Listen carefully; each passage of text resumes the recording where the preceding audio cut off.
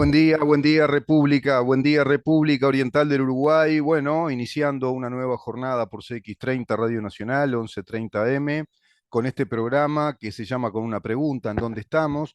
Programa que está ideado, mentado, concebido por Libertas, una asociación civil sin fines de lucro que constituimos ya hace más de 2 años, tres amigos y quien le habla, y que bueno, ustedes van escuchando en las promociones del programa también, digamos, la necesidad que tenemos de que colaboren con nosotros para que esta tarea pueda continuar. Somos una asociación civil sin fines de lucro haciendo todo este esfuerzo, en este caso periodístico, este esfuerzo de investigación, de comunicación, bueno, sosteniendo toda una infraestructura, un streaming, una plataforma de redes sociales, esta salida al aire a través de CX30 Radio Nacional, que nos brinda la posibilidad maravillosa de estar compartiendo con ustedes, bueno, nuestras posibilidades de analizar, de informar la realidad y de implicar en esa información los análisis y nuestras perspectivas de los temas que van sucediendo en el país y en el mundo. Esto gracias a que esta radio nos permite sus micrófonos, la salida al aire y también, por cierto, la salida por su plataforma de internet, que es radionacional.com.uy. Hablando de Radio Nacional, en pocos días una celebración con motivo de sus tanta cantidad de años, ¿no? Como una radio señera en el país, si yo no me equivoco, ahora me va a corregir Damián seguramente, creo que son 97 años. Es así, Damián, está por ahí nuestro operador que me dice, vos fijate, siempre yo te voy a mandar un comunicado mediante el correo, el chat, por supuesto. Y me dice, sí, 97 años. Gracias, Damián. Un crack, un experto. Tenemos un asesor de lujo en controles y en lo que hace tanto a imagen como a sonido.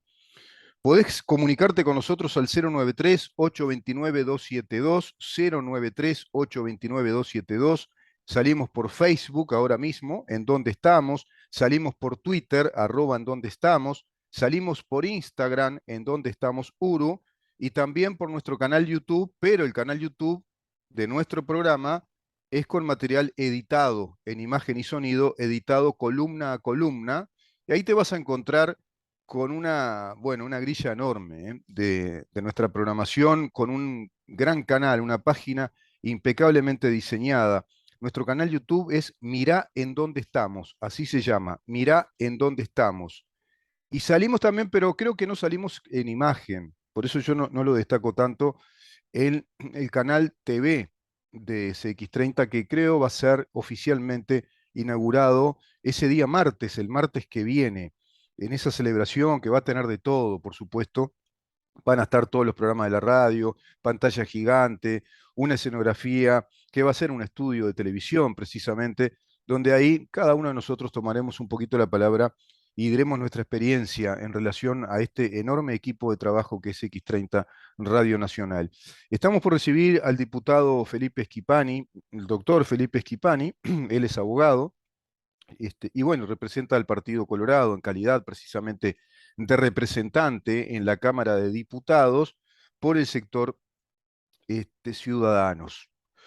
Hay un tema que está candente en el país, son de esos temas puntuales. Viste que yo ya tengo como ese tono, ese dejo como de cansancio. Es un tema, porque son temas puntuales que se van sucediendo y a veces nos muestran el árbol, pero no nos muestran todo el monte o el bosque, como es este caso del narcotraficante Marcet, ¿no? Sebastián Marcet, un hombre detenido en el aeropuerto de Dubái cuando usaba un pasaporte falso paraguayo.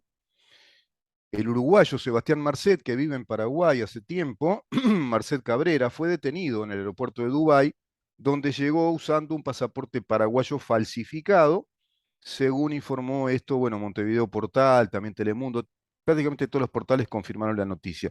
El ministro del Interior, Luis Alberto Heber, fue interpelado. La interpelación, bueno, obviamente, ¿no? Para la coalición de gobierno fue satisfactoria, para la coalición opositora no fue satisfactoria. Lo cierto es que hay una persona que ha sido separada del cargo de la función de confianza, el doctor Lacoste, subdirector del Servicio Civil, con motivo de que habían chats que estaban circulando y daban la prioridad de ese pasaporte que se solicitaba, un pasaporte común, pero se priorizó, no fue un express pero se priorizó ese pasaporte y no informó su director de servicio civil al ministro. Y eso, bueno, eh, dio lugar a esto, ¿no? Le quitó la confianza del ministro. ¿Cómo te va, Felipe? No sé cómo has visto este tema. Claro, este tema lo extrapolan a otros, ¿no? Como, yo qué sé, caso Morávito, pero no se pueden mezclar los temas. El caso Morávito es delicadísimo, fue espantoso lo que pasó en el país. Este es otro caso, es un uruguayo que se supone tiene un cártel, el primer cártel de drogas del Uruguay, pero en Paraguay. Curiosamente, acá yo pongo así, viste, con mayúsculas y en negritas y con ¿cómo es? Con apostillas. Curiosamente se llama PCU. Yo no quiero ser malo, ¿eh? No quiero dar lugar, viste, a ciertas interpretaciones. Pero justo el cártel de droga de cocaína se llama PCU. Y después te dicen, no, lo que pasa que es por primer cártel uruguayo. Ah, bueno, pero me estás cachando. ¿No? ¿Pero qué tiene razón social? ¿Que es una empresa como una empresa de refresco? No, lo que pasa es que se llama, pero ¿qué tiene un registro de marca, de firma, PSU? Nos están embromando, ¿no? No, lo que pasa es que no es por Partido Comunista del Uruguay, es porque es el primer cártel del Uruguay. Ah, mirá vos qué bien, con mayúscula y todo, ¿no? PSU. Está bueno también ese detalle, ¿eh? Buen día, Rubén. Buen día a la audiencia. Bueno, un placer estar un martes más conversando. Ayer se realizó esa interpelación al Mm, ministro del Interior, al canciller Bustillo, y a ver, las autoridades creo que fueron claras, ¿no?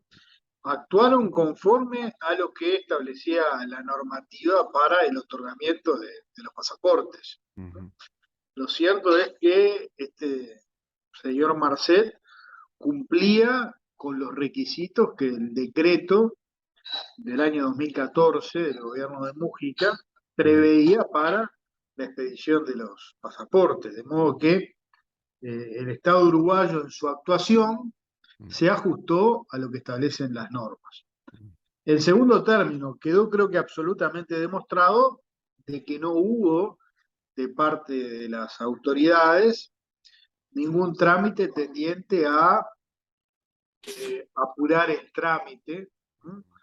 A facilitar la expedición del pasaporte, sino que fue uno de los cientos de pasaportes que se expiden mensualmente por parte del Ministerio del Interior y la Cancillería para ciudadanos uruguayos que se encuentran en el extranjero. Esto quedó también absolutamente claro.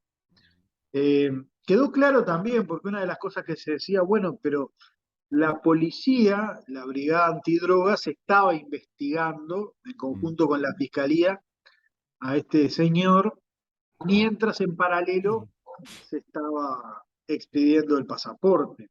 mm, Pues bien, no correspondía que quienes estaban llevando adelante esa investigación con la conducción del fiscal informaran, mm. ¿no?, a Servicio Civil sobre esas circunstancias, ¿no? Claro. Hay la reserva, los trámites.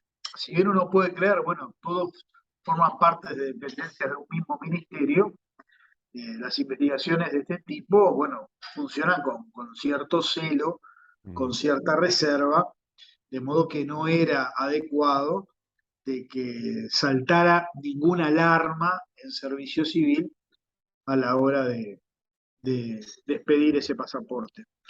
Me parece que lo que hizo el Frente Amplio ayer fue una tormenta en un vaso de agua, comparándolo con situaciones realmente graves como fue la fuga de Rocco Moravito. Eso sí fue grave, ¿no? Que un narcotraficante internacional, ¿no? Porque a mm, Marcel había un senador de la República, yo lo comparó con Pablo Goncalves, ¿no? mm, Y quienes han opinado sobre estos temas y han estudiado cómo está confeccionado el mundo del narcotráfico internacional, indican de que Marcel no es ningún narcotraficante mayor como se lo quiere hacer creer, es un narcotraficante de menor cuantía. Quizás mm, para el Uruguay es grande, pero a nivel internacional es de menor cuantía. mm, Rocco Moravito sí, era un narcotraficante muy importante de Italia, que salió caminando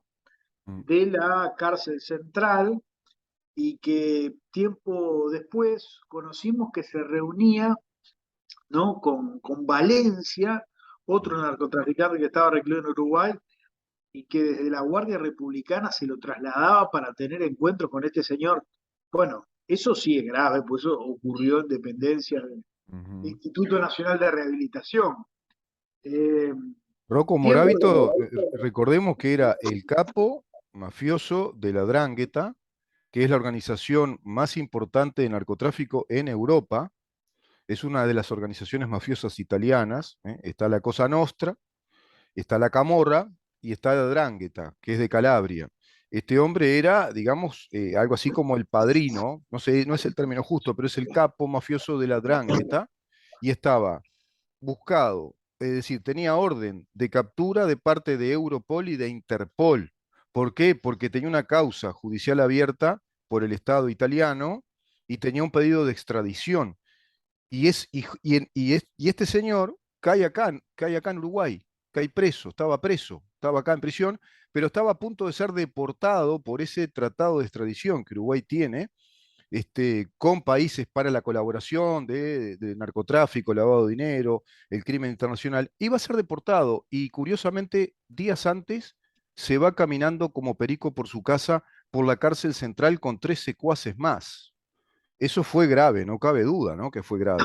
Además, otra cosa, no habían guardias, no habían cámaras ahí que filmaran tampoco, no hubo filmación. Es decir, es muy raro todo eso que pasó, ¿no? Y fue acá, directamente se escapó de un establecimiento carcelario de cárcel central. Este es otro tema, ¿no? Es otro tema. Es delicado también, pero se trata de un narcotraficante uruguayo que con un pasaporte falso queda detenido en Dubái y solicita que se le entregue un pasaporte. Se hace ese trámite del pasaporte, es común, como tú decís, el trámite, pero surge de la investigación del ministerio que no se le informa al ministro las características de este señor y que Balbi había hablado como para que apuraran el trámite de ese pasaporte. Y hay unos chats, ¿no? En los que se mencionan que se lo ponga como arriba de la fila. No es un trámite express, pero como que apuren un poquito ese pasaporte a Marcet. Y por ahí salta el tema de Alberto Lacoste, este abogado de 30 años funcionario, abogado con experiencia, 30 años funcionario del Ministerio del Interior, del Servicio Civil. Qué tema, ¿no? Y como tú decís, el decreto del 2014 es el que está vigente, un decreto de Mujica que no fue modificado aún.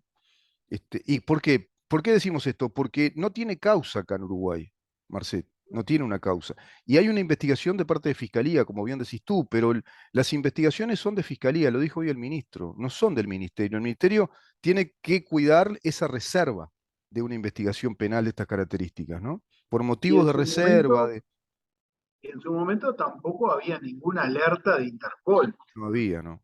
Quedó demostrado ayer en la interpelación que desde el Ministerio del Interior se comunicaron con Interpol, porque si bien no surgía ninguna alerta en el sistema, Mm, se comunicaron, Interpol confirmó que no había ninguna alerta sobre este señor Marcet.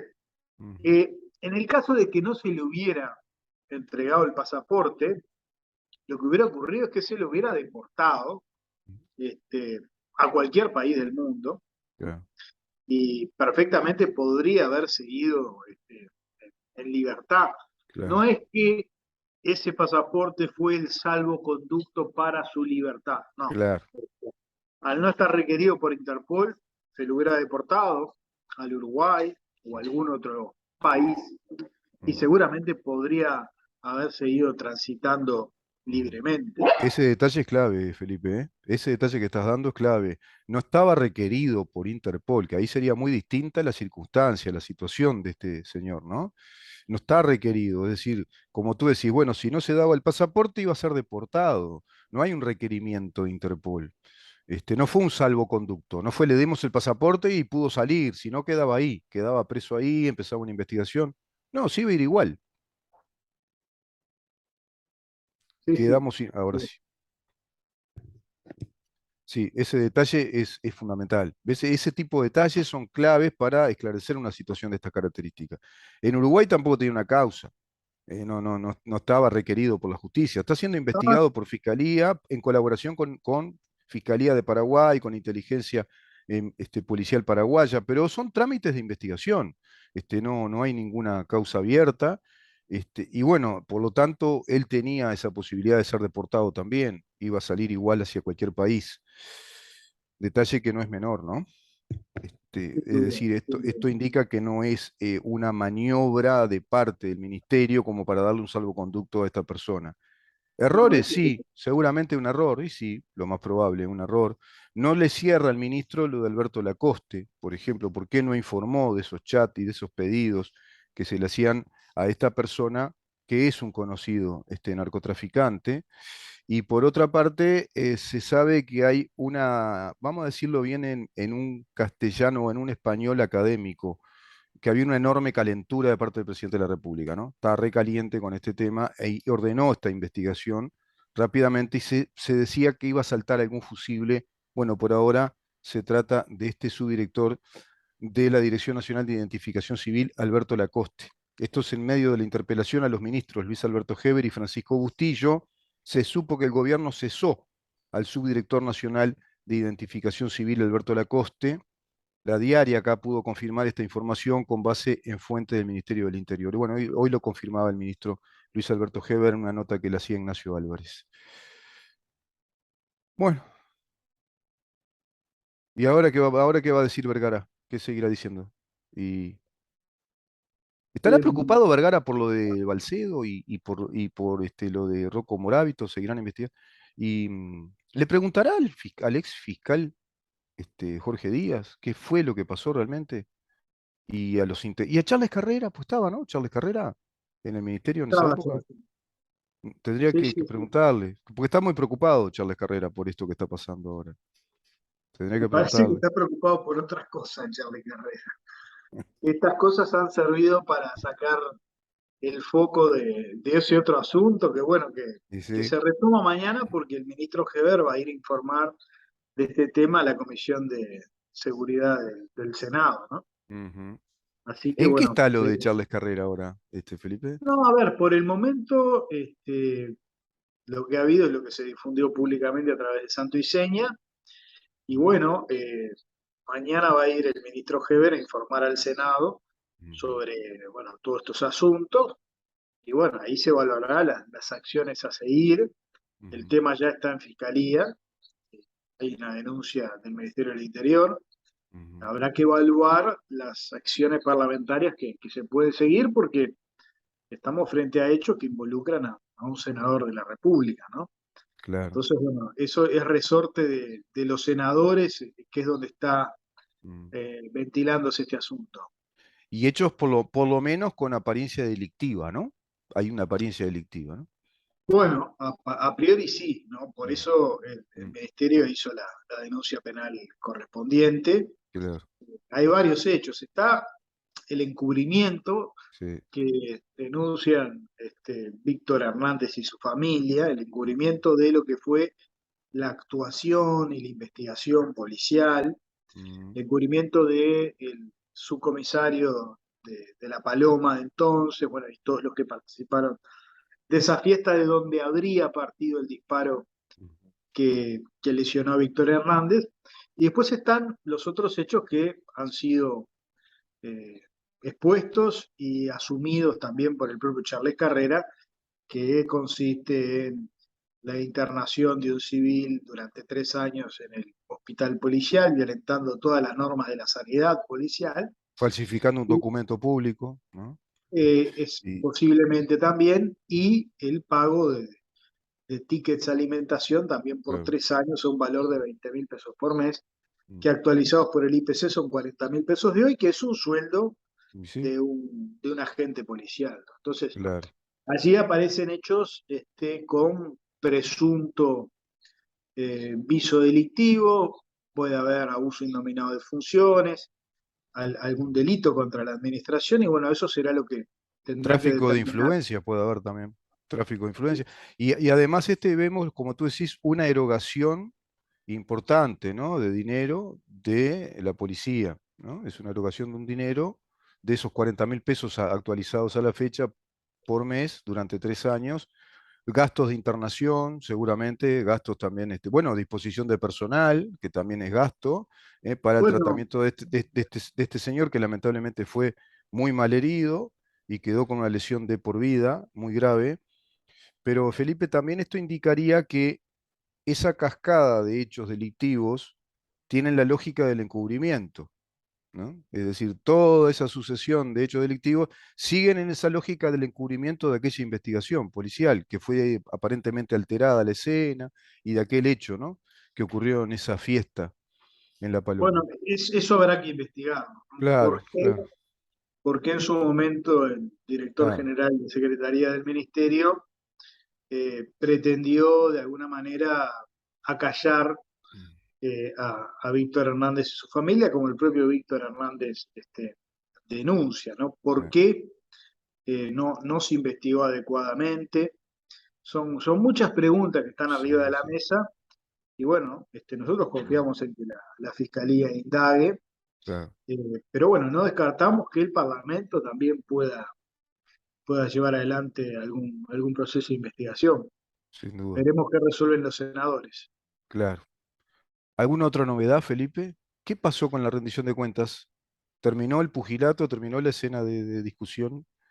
Bueno, la rendición de cuentas se aprobó el viernes pasado, después de una Mm, semana de intensas conversaciones, debates, discusiones, una muy buena rendición de cuentas, ujú, una rendición de cuentas que aumenta considerablemente el gasto público, cerca de 236 millones de dólares incrementales, mm, y que establece cosas muy importantes. En primer lugar, la recuperación del salario de los funcionarios públicos, que era uno de los compromisos que asumió el gobierno en el marco de la pandemia, ¿no? mm, Eh, en ese entonces hubo un acuerdo tácito entre los mm, sindicatos, los empresarios, el Estado, para decir, mm, bueno, en ujú. este contexto de crisis el objetivo es la generación de empleo, Ah. por tanto vamos a dejar de lado la recuperación del salario. Pero No ni bien la perdieron tiempo economía... igual, ¿eh? No perdieron tiempo y echa por tierra aquella interpelación de Betiana Díaz a la ministra. ¿Te acordás que era con motivo de que no se recuperaban los salarios reales de los funcionarios Exacto, bueno. públicos? Con esta rendición, ¿Para qué, no? ¿Para qué te traje? ¿Para qué hizo eso? el gobierno cumplió ese compromiso y les duele, ¿no? Les duele, les molesta que el gobierno haya cumplido con ese compromiso de recuperación salarial. De modo que, y esto tiene que quedar claro, ningún funcionario público al cabo de este periodo de gobierno va a haber perdido un solo peso porque lo perdido por la no recuperación en el 20, 21 y 22 se va a recuperar en el 23, 24 y 25. Eso me parece que es un compromiso clarísimo que echa por tierra ese discurso que ameritó esa interpelación y que formaba parte del discurso del frente. Pero lo llamativo, Rubén, yo hablaba en el debate parlamentario de la posverdad, ¿no? Porque los legisladores del Frente Amplio no admitían en el debate parlamentario que se iba a recuperar todo el salario. Entonces, ¿sabes lo que tuvimos que hacer? Leer las declaraciones de los propios dirigentes sindicales que firmaron esos acuerdos. Y leímos declaraciones de José Lo López, el vicepresidente del PIT-CNT, y leímos declaraciones de Martín Pereira, el presidente del COFE, leímos declaraciones de Deis Iglesias, del gremio de los maestros, en donde todos hablaban de que había sido un gran acuerdo porque si bien no iba a haber aumentos, ¿no? Por lo menos en este 2022 no está previsto aumento, puede darse en la medida de que la economía siga creciendo, ya se asume en esta rendición el compromiso de la recuperación del salario. Y esto les cuesta admitirlo, ¿sí? Este gobierno neoliberal destina cuantiosos recursos a que los trabajadores no pierdan poder adquisitivo. Y estamos hablando de que en esta rendición son 70 millones de dólares destinados a esos fines, y que solo en la educación de acá al 25 son 110 millones de dólares para que los funcionarios de la educación no pierdan salario. Y después es una rendición de cuentas con foco en la educación, que financia la transformación educativa, con foco en la seguridad, ¿m? Para atender la seguridad no de los que viven en Carrasco y tienen rejas, tienen guardia de seguridad, tienen alarma, No, Ujú. no, la seguridad justamente en aquellos lugares más complejos, Ah, en donde se levantan a las 5 de la mañana para tomarse el ómnibus en la parada y vuelven a las 9 de la noche, ah, ¿no? Allí es donde hay que potenciar la seguridad y la salud pública a través de ASE. O sea que es una rendición de cuentas con recuperación del salario para los trabajadores y con foco en lo social. mm. El tema es, claro, todo esto es Atiende áreas necesario. sensibles, ¿verdad? Áreas bien sensibles, la seguridad Áreas pública bien y en lugares sensibles de la vida. vulnerables y hace, ¿no? La salud pública. ¿Se dio lo del el incremento a los salarios policiales? ¿Ese incremento diferencial? Hubo un acuerdo con el gremio de trabajadores de la policía para darle un aumento diferencial a los funcionarios policiales, un 2% por encima de lo acordado con el resto de los funcionarios públicos, Mm. pero es una rendición de cuentas que ¿Y echa por tierra. en qué queda el salario promedio entonces ahora, policial? El promedio salarial de los escalafones más bajos. Se hablaba de 50.000 pesos de salario. En ese Sí. entorno es el Mm, piso, digamos, de los salarios de los ujú. funcionarios policiales. Bien, Pero bien. te decía, es una rendición de cuentas, Rubén, Ujú, que una vez más echa por tierra, desarticula, ¿no? Rompe en pedazos ese discurso, ¿no? De que aquí estamos gobernando para los maya oro, de que estamos gobernando para los más poderosos, de que este es el neoliberalismo que vuelve. mm, Claro, que es toda una construcción sí. que viene de hace muchos años, hace muchas décadas, ¿no? Que es esa construcción marxista, ¿no? Y Foro de San El Pablo tira la pueblo, línea. Mirá que tira la el línea. pueblo contra la oligarquía, Claro, claro, claro, pero claro. que en Uruguay, Mm, ni ahora ni antes, tiene ninguna lógica, pero bueno, mm. No es un este, país por- con esas características. Uruguay no tiene esas características de gobiernos que hayan gobernado para oligarquías patricias nacionales, concentradoras de riqueza. Pero todo ese discurso, por eso te digo que es Foro de San Pablo, porque basta entrar a la página web y año a año en esas cumbres internacionales socialistas hablan de atacar, fustigar, desestabilizar, sutilizar, que se haga cada vez más sutil, digamos, la estrategia desestabilizadora de los gobiernos neoliberales, lacayos del imperio norteamericano y que están al servicio de las burguesías nacionales, ese tipo. Bueno, eso sigue estando ahí en ese discurso. Yo te diría que ahí ya no es el discurso de la posverdad, sino que es el discurso rancio, marxista-leninista, clásico, estilo Fidel Castro, ¿viste? Una cosa así. Entonces mezcla eso con el discurso de Foucault de la posverdad, ¿no? De que veo esto, pero yo lo interpreto de otra manera, porque yo lo puedo interpretar, según lo que a mí me parece, ¿no? Que es lo que tú estás diciendo. Bueno, pero no se da y seguían con, ¿te acordás lo de la recuperación del salario? Y que no se y ya lo había prometido el gobierno, y ahora está cumpliendo con eso. Lo había prometido en el 2020 eso, que se iba a ir dando la claro, recuperación ni salarial. bien creciera la economía, se iba a Y distribuir, yo no eso podía estaba creer la clarísimo. interpelación de Betiana Díaz. Toda esa interpelación era porque estaba preocupada porque no se daba la recuperación del salario real. Y ya se había prometido que se iba a dar hacia el 2022 por la reactivación económica que se va dando de a poco, paulatinamente. Felipe, bueno, hay muchos temas para seguir tratando, pues se nos va la columna. Yo no sé, lo de Robert Silva al final pudo pintar la casa, que salió con la señora, ¿qué hicieron? Le pintarrajearon toda la casa, ¿no? Bueno, sí, un acto de absoluta intolerancia, por invadir la esfera íntima de las Ah, personas ya ah. pasa un límite que difícilmente tiene vuelta atrás. De Eh, democrático no tiene nada, ¿viste? para nada, bueno, pero esto se enmarca, yo ayer lo decía en un programa, no es un hecho aislado, No. porque esto es producto de la manija, ¿no? Que los mayores han venido dando, ¿no? Tratando de fascistas a las autoridades de la educación, y vaya uno a saber cuántos más epítetos. Entonces, claro, uno va generando un caldo de cultivo Claro, que después tiene estas expresiones. claro. Ustedes se dan Eh, cuenta de todo lo que son, ¿no? ¿Vos sabías que en tu vida ibas a ser neoliberal, fascista? ¿Qué más faltaría? Conservador. Porque viste que según lo que les sirve les ponen un mote, ¿no?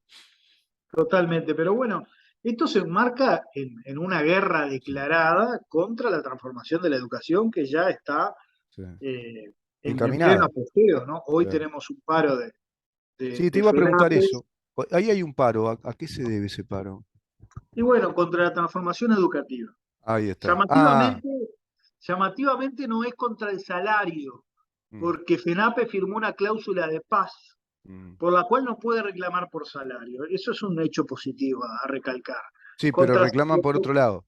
por salario no Eh, reclama, ¿no? Y Pero cuando reclaman uno por se lo la señala, transformación regresiva, creo, ahora me acordé. Es la transformación este, regresiva.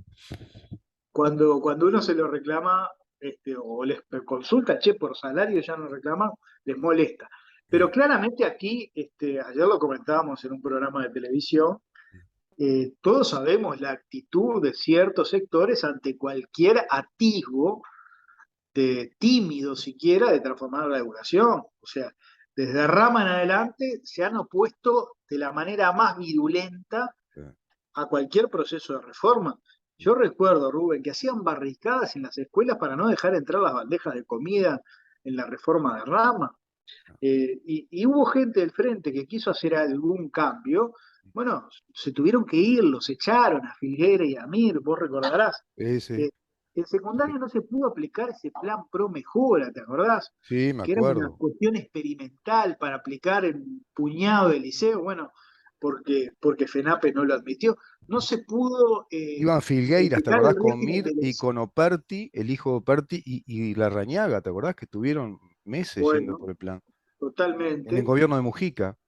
Mm, No se pudo cambiar el régimen de elección de horas por más de un año, ¿no? mm. FENAPE que se ocupó las dependencias de secundaria. O sea, permanentemente en los últimos 30 años han sido los mismos actores que han bloqueado cualquier proceso de reforma, Sí, porque allí están radicados los sectores más conservadores del país. sí, La diferencia ahora es que hay de parte de las autoridades políticas de la educación determinación de hacer los cambios. ah, Porque, a ver, los cambios en educación no son para nuestros hijos, Rubén. Son para los hijos de la gente que necesita de la educación ah, como forma de superarse, de salir de la pobreza, ah. Es ¿no? así, es Entonces, así. si no hacemos los cambios en educación, bueno, realmente ya no solo un problema de viabilidad del país o de inequidad, es un tema ético, Es ¿no? ético, claro, Generar los cambios que la educación necesita. claro. Por eso confiamos en que las autoridades van a seguir y que este tipo de actitudes, como la pintada en la casa de Robert Silva, no van a amedrentar, todo lo contrario, No, reafirman la necesidad de ese ah. cambio. Y están mostrando lo que son y quiénes son en la sociedad, quiénes son y lo que hacen, ¿no? Felipe, muchísimas gracias, por esta nota, por esta conversación sumamente nutrida, interesante. Pasamos revista a un montón de temas muy de actualidad. Nos vemos la semana que viene, si te parece. Cómo no, un abrazo grande, Rubén, saludos a toda la audiencia. Que pases muy bien, buena jornada, ¿eh? El Chao, doctor chao. Felipe Esquipani conversando con nosotros, diputado por el Partido Colorado, en su columna precisamente de los martes. Vamos a una pausa y recibimos al diputado Gabriel Gianoli para conversar con él también en su columna de los martes sobre temas de actualidad. Quédate ahí.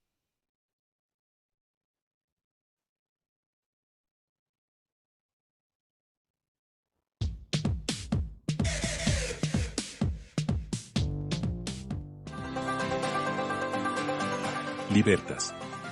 Una asociación civil sin fines de lucro. Por la formación de ciudadanos pensantes.